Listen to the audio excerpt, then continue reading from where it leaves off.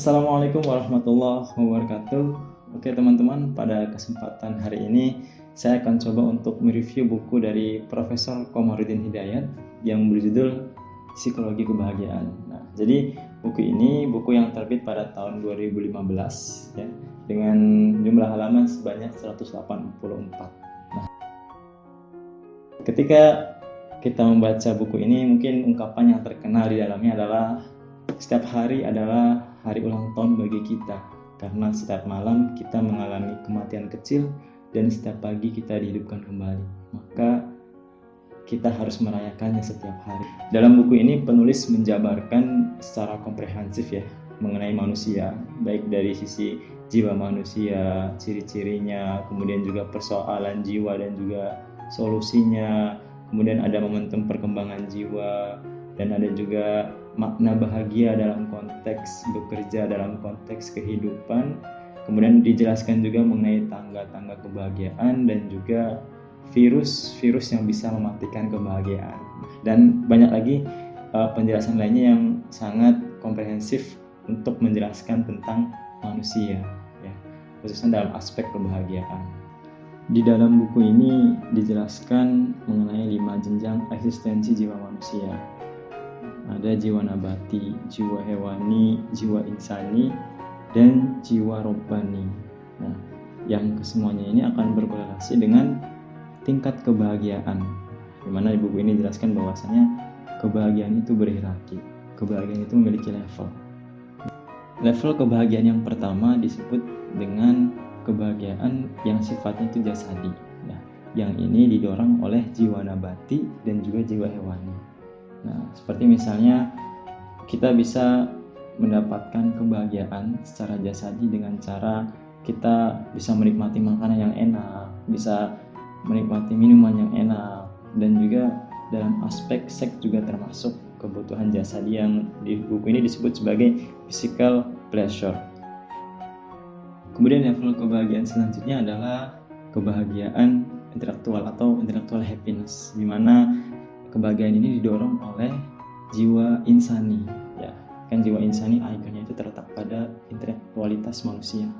Dan kebahagiaan lainnya yang juga didorong oleh jiwa insani ini adalah moral happiness atau social happiness, di mana seseorang akan merasa bahagia ketika dirinya mampu bersosial dengan baik dengan orang lain, mampu berrelasi dengan orang lain, mampu menjadi makna bagi orang lain. Dan level kebahagiaan tertinggi yang dijelaskan dalam buku ini disebut dengan spiritual happiness. Nah, kenapa spiritual happiness menjadi level kebahagiaan tertinggi?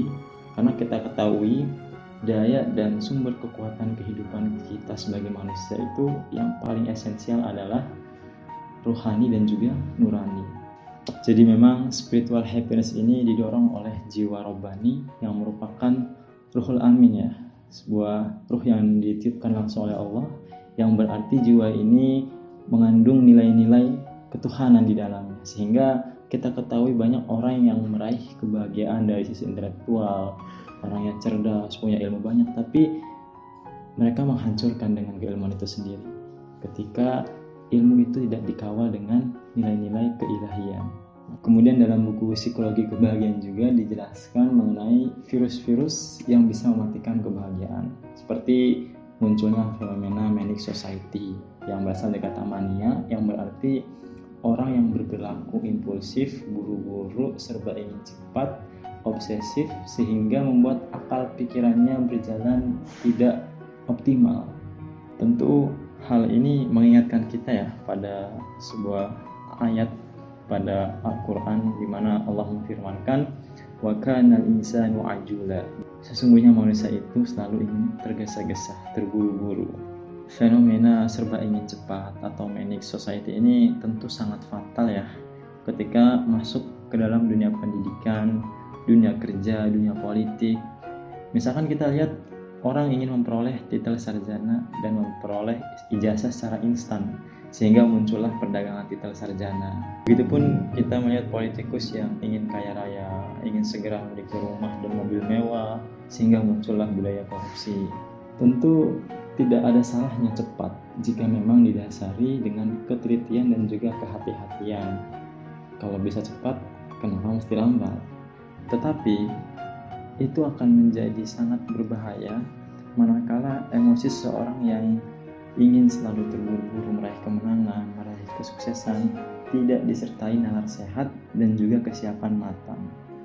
Orang bisa saja meraih sesuatu dengan kilat, tetapi sangat mungkin dalam dirinya terdapat ruang kosong, menganga, yang mestinya itu diisi dengan kedalaman ilmu dan pengalaman panjang. Baiklah teman-teman, tadi adalah review singkat dari buku Psikologi Kebahagiaan yang ditulis oleh Profesor Komarudin Hidayat. Jadi kalau teman-teman ingin tahu banyak mengenai kebahagiaan dalam perspektif psikologi, bisa baca buku ini. Oke, selamat membaca, selamat berkontemplasi, semangat bertumbuh. Sekian dan terima kasih. Kurang lebihnya mohon maaf. Assalamualaikum warahmatullahi wabarakatuh.